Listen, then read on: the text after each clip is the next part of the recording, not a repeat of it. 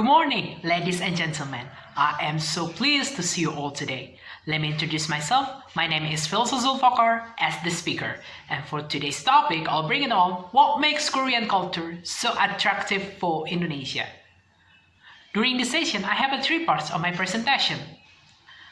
First, I would love to talk about the Korean wave or Korean culture in Indonesia. Secondly, I would love to discuss with you the impact of Korean culture in Indonesia. Lastly, I would love to give my conclusion about this Korean culture in Indonesia. What do we think as the teenagers of Indonesia about the Korean culture? Does it have a good impact or does it have a bad impact? So let's begin. Indonesia, as you know, is renowned with the ethnic diversity, and there are over 7,000 cultures from Sabang to Merauke. While this nation has a number of cultures, this doesn't separate us because of such a distinction.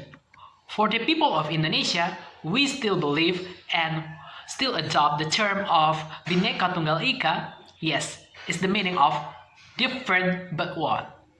Yet globalization has begun to affect Indonesia over the time, and international cultures have started to influence our local cultures and begun to change the Indonesian original cultures. But the culture of South Korea, or what is widely known as the Hallyu or Korean waves, is the one of the most global cultures that are already popular and entering Indonesia. This discussion will bring you to my next explanation. As I mentioned before, Hallyu or Korean waves is the meaning of pop culture from South Korea. In Korean waves, we are introduced by the culture from South Korea through the music, maybe through the dance, through the fashion, through the food, through the drama, through the film, even in trends.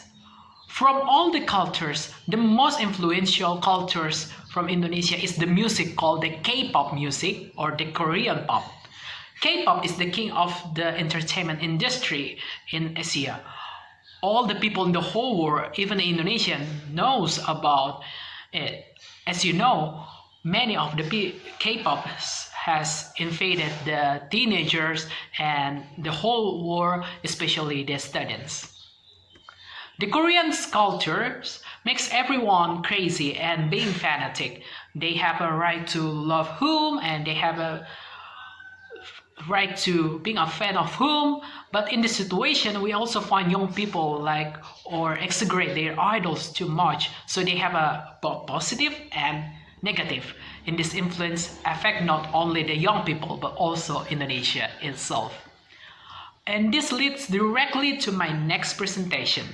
Right, so first, the positive impact from the Korean culture in Indonesia.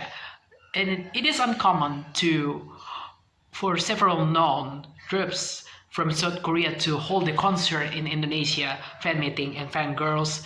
Indirectly, this can be used as an arena to invite the foreigners to promote Indonesia as a destination to attract the foreigners tourists from South Korea to visit Indonesia. Sometimes, we also find that South Korea or the people from South Korea often travel to Indonesia, especially in Jakarta and Bali.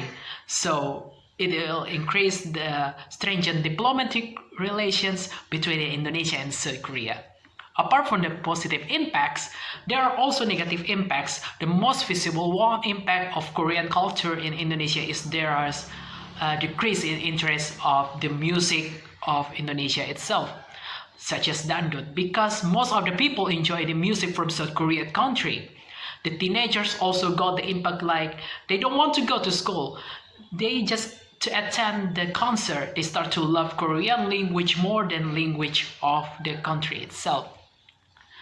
As I said earlier, but apart from all the impacts, there are also ways to reduce the craze of K-pop. We as the teenagers and the next generation of Indonesia should foster the sense of nationalism towards one's own country in order to continue and preserve Indonesian culture. So that's all the younger generation will get to know local culture, so that they will slowly reject the existence of new cultures from outside. So that is all, ladies and gentlemen, for all today that I want to share with you. Thank you.